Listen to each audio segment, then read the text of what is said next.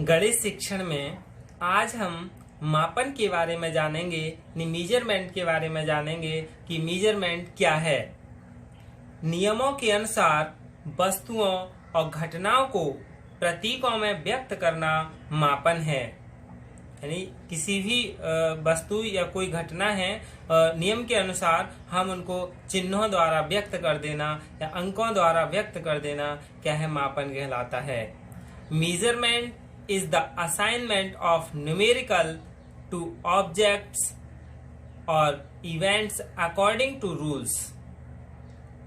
जैसे किसी का वजन, किसी का मतलब कोई व्यक्ति हो सकता है, किसी का वजन 35 किलोग्राम है, किसी की बुद्धि लब्धि 140 है, शुभम के गणित में 90% अंक हैं।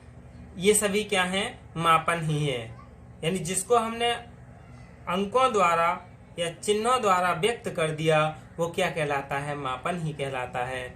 इस प्रकार मापन में अंक प्रदान किए जाते हैं तथा किसी गुण या विशेषता के आधार पर प्रतीक निर्धारित किए जाते हैं जिससे परिणाम का सही ज्ञान होता है। यही क्या है, मापन है।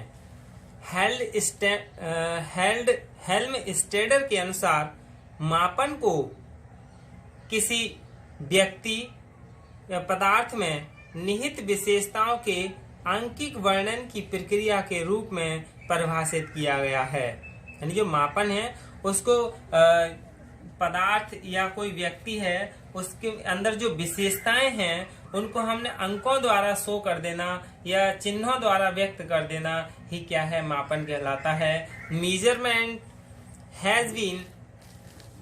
Measurement has been defined as the process of obtaining a numerical descriptions of the extent to which a person or thing possesses some characteristics। यही क्या है, मापन है। अब मापन के स्तर जान लेते हैं। यानी मापन के क्या स्तर हैं। मापन के अंतर्गत व्यक्तियों, घटनाओं, वस्तुओं, शील गुणों या विशेषताओं को संख्यात्मक या परिमाणात्मक रूप यानी क्वांटिटेटिव फॉर्म्स में प्रदान की जाती है। व्यवहारिक रूप से मापन की 4 विधियां प्रचलित हैं।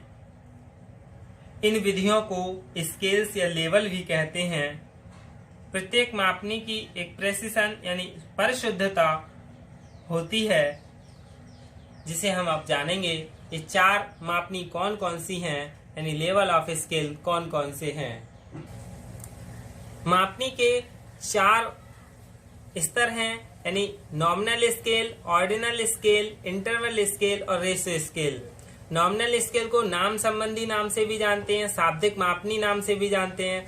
ऑर्डिनल स्केल को क्रम सूचक और क्रम मापनी भी कहते हैं। इंटरवल स्केल को अंतराल मापनी और रेशियो स्केल को अनुपात मापनी कहते हैं। इन सब के बारे में हम अब विस्तार से जानेंगे कि क्या हैं।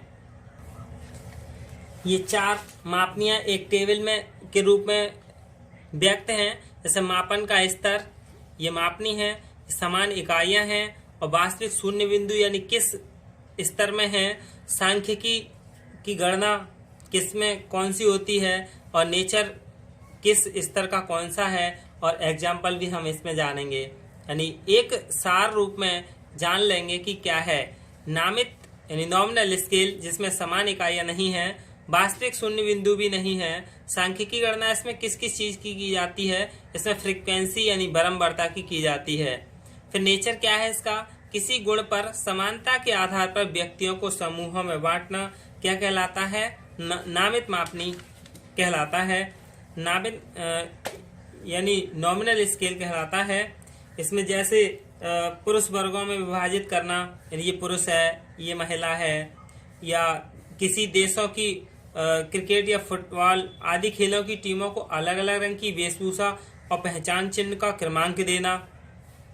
यानी किसी एक टीम की ड्रेस एक जैसी होती है तो उसके आधार पर उनको अलग नाम दे देना। डाक के जो टिकट होते हैं उनको वितरण के लिए अलग अलग पिन कोड नंबर दे देना। विभिन्न स्तर के छात्र छात्राओं को अलग अलग श्रेणियों में विभाजित कर देना। ये सभी क्या हैं, मापन के स्तर हैं। ऐसे लिंग भेद के आधार पर बच्चों को लड़कों और लड़कियों के समूह में बांटना, ये सभी क्या है, नॉमिनल स्केल में आते हैं। दूसरा है क्रमिक ऑर्डिनल स्केल। ऑर्डिनल स्केल में क्या है, ये सबसे ज्यादा अधिक परिशुद्ध मापनी है। और नॉमिनल स्केल क्या था, बहुत निम्न श्रेणी का मापन था। ऑर्डिनल में घटनाओं वस्तुओं को वर्गीकृत अधिक स्पष्ट होता है इसमें। और इस मापनी का स्तर में घटनाओं, व्यक्तियों, विशेषताओं को किसी गुणीय समानता के आधार पर बढ़ते क्रम या घटते क्रम में व्यवस्थित करते हैं, यानी रैंक दे देते हैं उनको, या कोई नंबर दे दिया जाता है कि ये इस श्रेणी का है, और इस प्रकार मापनी को क्रम द्वारा निर्धारित करते हैं, यानी इसे रेटिंग स्केल भी कहते हैं। इसके उदाहरण जैसे समझ लें कि परीक्षा में, यानी परीक्षा में अंकों के आधार पर छात्रों को श्रेणी प्रदान करना, प्रथम, द्वितीय, तृतीय, ये सभी श्रेणी दे देना। इसकी प्रकृति क्या है, यानी क्रम द्वारा उच्च क्रम के निम्न से उच्च के क्रम में समूह में व्यक्तियों को वर्गीकरण करना। और इसमें कितने सांख्यिकी की गणना की जाती है, इसमें median, percentiles, rank order, correlation, ये सभी क्या इसमें किए जाते हैं। तीसरा है अंतराल मापनी, यानी इंटरवल। इसमें क्या है, ये क्रमिक मापनी की अपेक्षा अधिक शुद्ध है, विकसित और विस्तृत सूचनाएं प्रदान करता है, क्योंकि यह मापनी विभिन्न इकाइयों के मध्य अंतर को स्पष्ट करती है। यह एक प्रकार से गुणात्मक आंकड़ों को परिमाणात्मक अंकों में, यानी क्वालिटेटिव डाटा से क्वांटिटेटिव डाटा में प्रस्तुत करता है। जैसे क्या है, तापक्रम, यानी फ़ारेनहाइट या सेंटीग्रेड थर्मामीटर में तापक्रम 98 से 108 तक अंकित होना, या जिसमें जितना अंतर है 99 तथा 100 के बीच होता है, उतना ही अंतर 104 और 105 के मध्य होता है। शैक्षिक उपलब्धि प्राप्तांक, जैसे कहा जाता है कि इसकी शैक्षिक उपलब्धि 110 से 120 के बीच है, या बुद्धि लब्धि इसकी 90 से 100 के बीच है। इस तरह से क्या है, अंतराल मापनी होती है। फिर है तीसरा अनुपात मापनी। इसमें क्या है, समान इकाइयां नहीं होती हैं,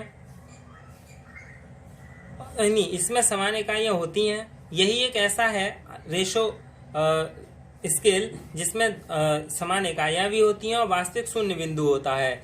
ये कई बार पूछा भी गया है कि वास्तविक शून्य बिंदु किस मापनी के अंतर्गत आता है, तो रेशो स्केल के अंतर्गत आता है। इसमें किन किन सांख्यिकी गणनाओं का प्रयोग किया जाता है, इसमें जोड़, घटा, गुणा, भाग, इन सभी के आधार पर विभिन्न प्रकार की सांख्यिकी गणनाएं की जाती हैं। मापन, यानी इसकी प्रकृति क्या है, समान अनुपात द्वारा इस प्रकार अंक प्रदान करना कि शून्य से अभिप्राय उस गुण की पूर्ण अनुपस्थिति है, जैसे लंबाई, भार, यानी शून्य इसमें जरूर होता है, लंबाई, भार, दूरी, ऊंचाई और भौतिक चरों का मापन, ये सभी क्या है, अनुपात मापनी में आते हैं।